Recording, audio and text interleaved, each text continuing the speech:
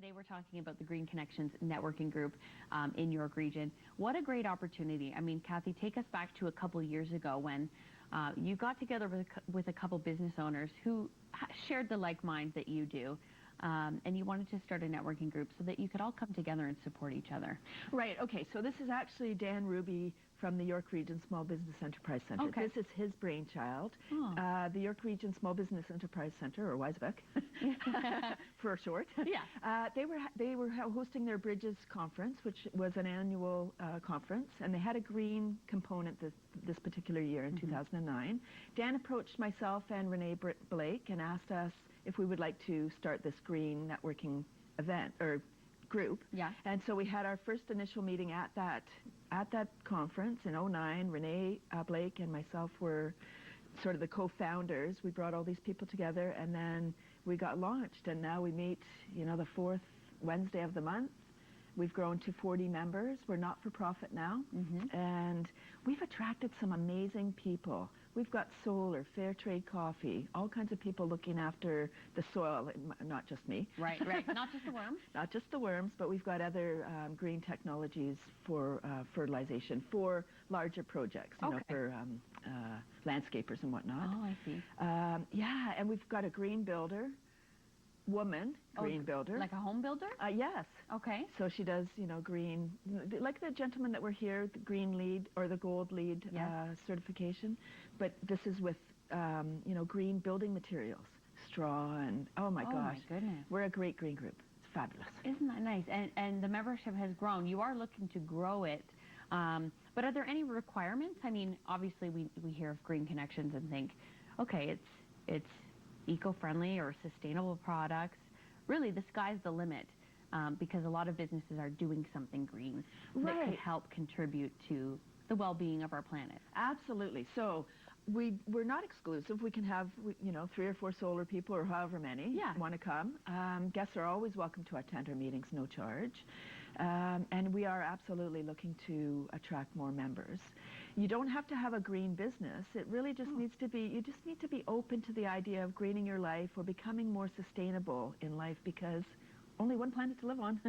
Yes, right? Absolutely. If we don't care for the planet that we're living on, what are we leaving for our children, grandchildren, and the 7 generations, that theory of looking after the generations to come, not just right now.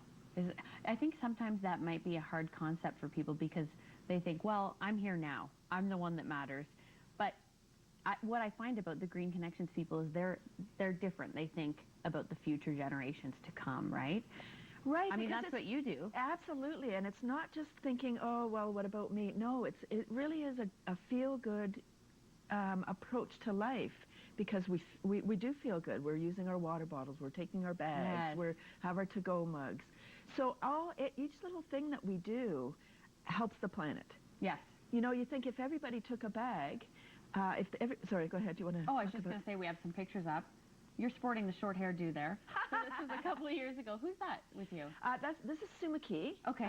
She's a transformational coach. So people that are, maybe stuck in an issue or you keep repeating the same process, Sue can help you. Oh, interesting. Snap right out of that in an instant. That great? Absolutely. She's awesome.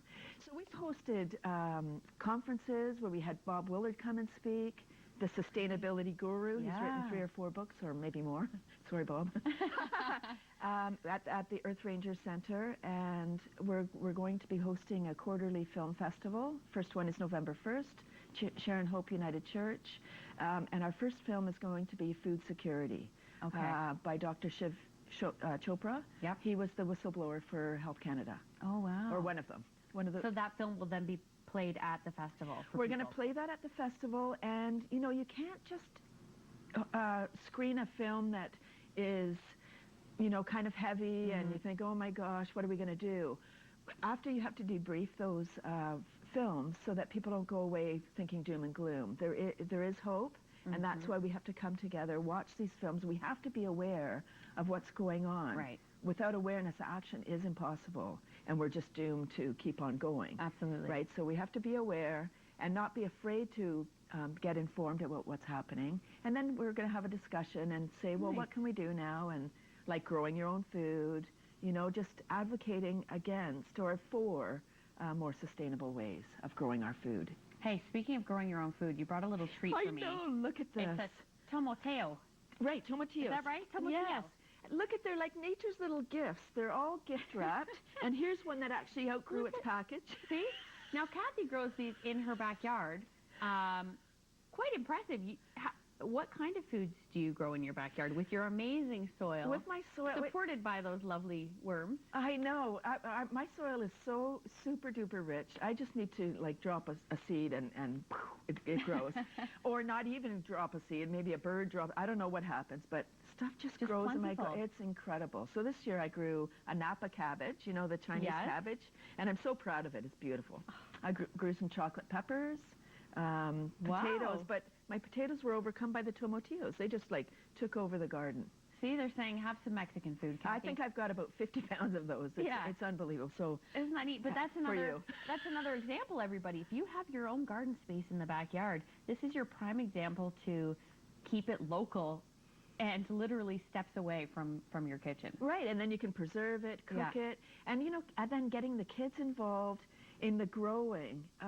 Wow, it's magic, because they're like, oh, can we go see if it's growing? Maybe the tomatoes turn red, or maybe the cucumber has started to get bigger, you know, and then you take it one step further and you go, okay, now let's cook this little juicy thing up, whatever it is. There you go. Good for your health, good for the environment. Fantastic. And we should say here on Daytime, we are going to be featuring a Green Connections guest once every month. No, right? twice a month. Sorry, twice a month, bi-weekly rather. And they will be coming on Daytime to share basically what their business does, but more importantly, what it is doing to change the environment right here in New York region and globally as well. Thank you so much, Kathy. Thank you, Jacqueline. Great Fantastic. to see you again. Enjoy your tomatillos. You enjoy. Thank you. I'm giving these to you. I will. The website, everybody, is green-connections.com. You can visit for more details on how you can sign up and take part in their monthly meeting as well. We'll be right back.